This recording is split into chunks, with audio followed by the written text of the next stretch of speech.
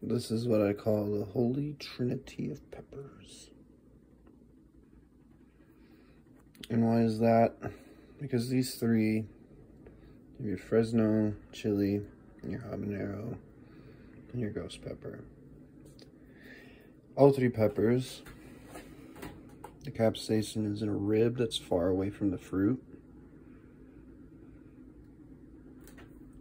So then you can moderate the heat and control so many variables to make something well-rounded and a full palate spice rather than just hot, like scorpion peppers. Like this is just pure acid. It just burns your tongue.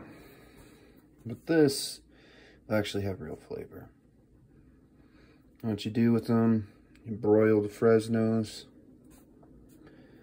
you saute the habaneros, and you slow cook with the ghost pepper. And it just brings out this beautiful, beautiful flavor.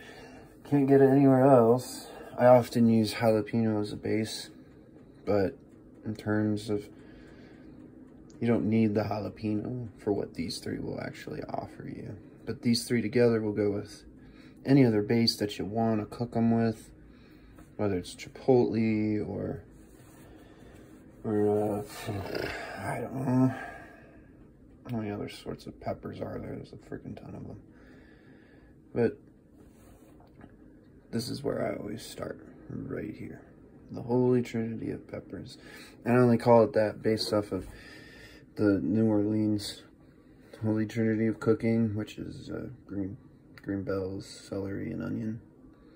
But in terms of spiciness and making a good hot sauce, this is what you have to have. And it's no coincidence that these two are kin, right? You know, the guy who made these basically adapted habaneros into ghost peppers and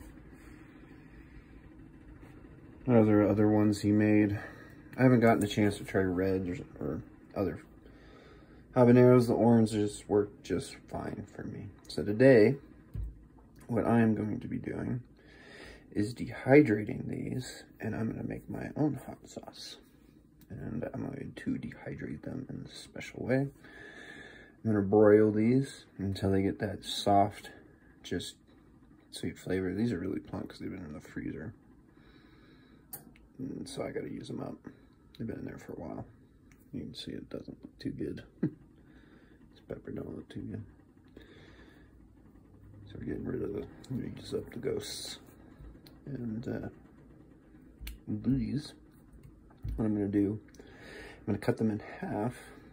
And I am going to put a drop of olive oil with some garlic that I mash up.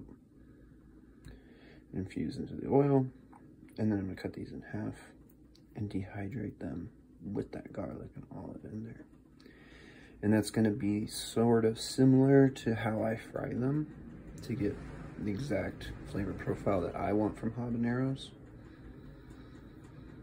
And that's going to use the broiled flavor of those, and it's going to condense that, and it's going to be really fruity, I suspect. These, I have no idea. I mean, ghost peppers are not as hot as you really think they are if you cut out the capsaicin rib, whatever they call it, the vein, the little white foamy part. The fruit itself is not that spicy. It's just really good when you combine it with these two. And you get a well-rounded pepper flavor with a full palette of spice. And so I'm going for my own sort of Louisiana hot sauce. It's kind of my own recipe. I'm gonna try it, figure it out, hopefully.